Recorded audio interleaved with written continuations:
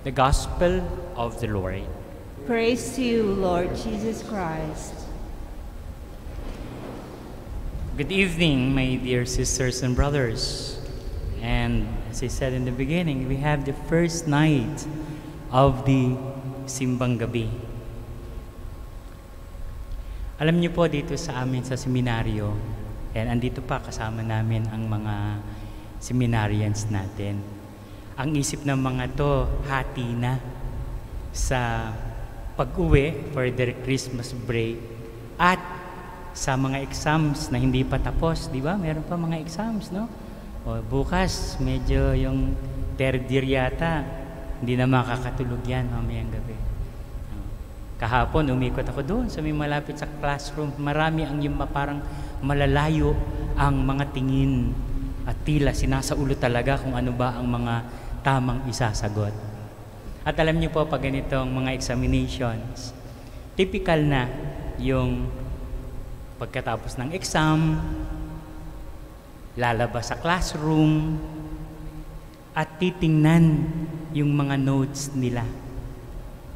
At itatanong kung tama kaya yung sagot ko. Di ba? Go confirm yan di ba? Kung tama yung sagot. O kaya naman, pag hindi nila alam ang sagot, itatanong doon sa mga nakaalam ng sagot. Tama nga ba?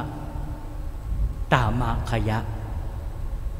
And this is one of the questions that we can utilize in our reflection of the gospel for today and the readings, of course, in general. Tama kaya? Tama kaya ako? Maaaring ito ang tanong ni John. Puntahan nyo nga. Itanong nyo kung siya na nga. Itanong nyo kung siya na ang Mesiyas. Or should we look for another? Many would say that, well, nagda-doubt ba si John? I don't think so.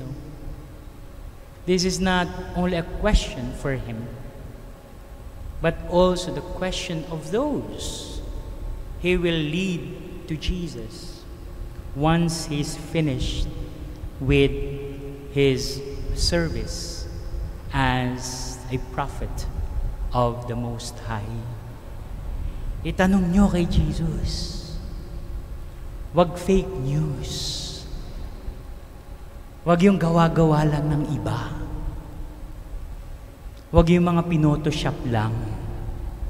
You go there and you ask. Parang kayo. You come here so that you can have that experience of the Eucharist with Jesus. And Jesus did not disappoint. Not only about his rhetoric, his words can be convincing. Alam natin yan.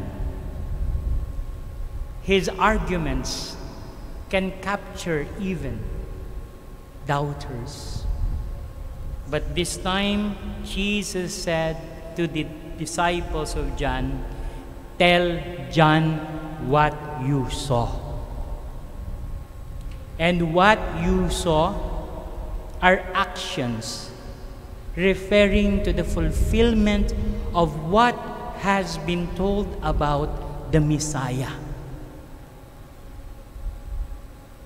Na ang darating ay magpapamulat ng mata ng mga bulag. Ang mga lumpo ay makalalakad. Ang mga ketongin ay nalinis. Nakarinig ang bingi. At ang mga mahihirap ay nakatanggap ng mabuting balita. And not only in this particular verse or text that we can hear or see what happened to Jesus. All of these actions were all throughout the accounts of the evangelists and later on with the apostles of Jesus. Tama ka dyan when you pointed us to Jesus. When you said, prepare the way, prepare your hearts to receive Jesus, because He is the one that we await. At ito rin ang sagot sa atin. Ikaw, tayo, yung mga kumapit sa Diyos at kumakapit sa Diyos. In spite of the trials and difficulties that we are encountering, we held on. Naghintay tayo. Darating din yung araw na makakapagmisa na uli tayo ng ganito. 80% nga raw no?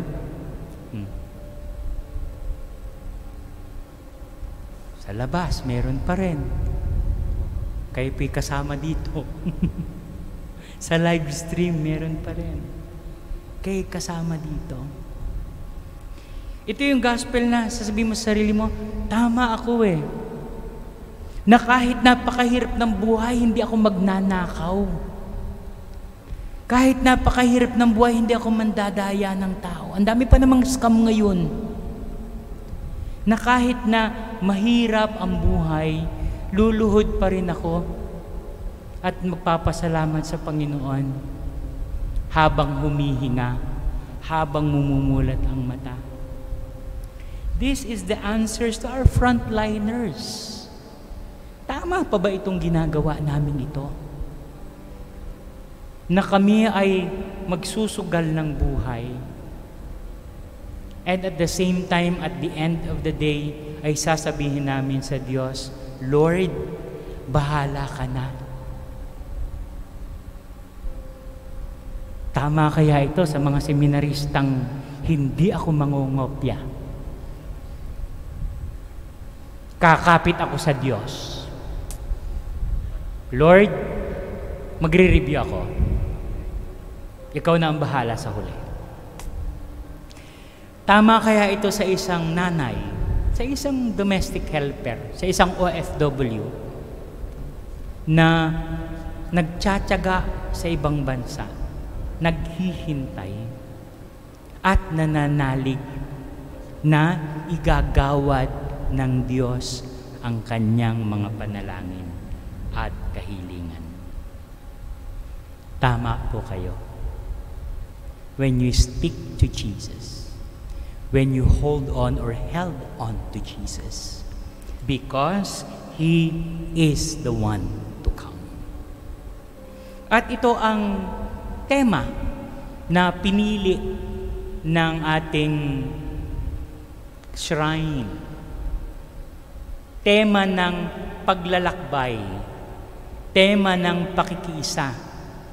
Kaya nga through the wisdom of our shrine rector, ayan, ang ating Belen ay isang paglalakbay, may daan, may tulay. At ano ang nasa dulo?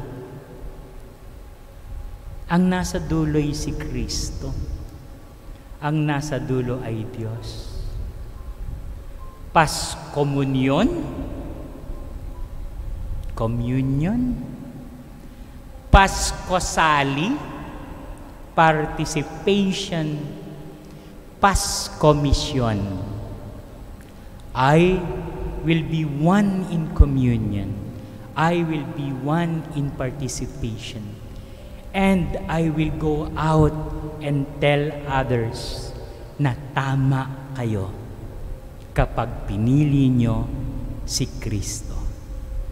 Kasi, ayan, sabi niya, sabihin nyo kay John ang inyong nakita. Kaya sa pag-uwi nyo, ganun din. Sabihin nyo kung anong inyong nakita.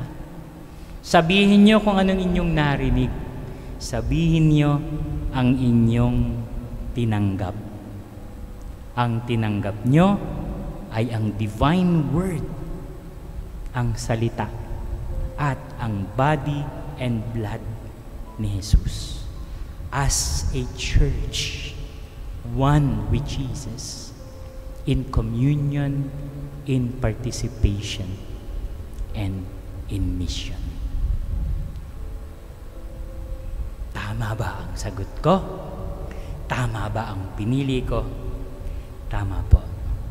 Kaya patuloy nating ganapin ang simbang gabi and of course at large ang pagiging tagasunod natin kay Kristo na siyang Diyos, na siyang Mesiyas, na siyang magliligtas sa ating lahat. Amen.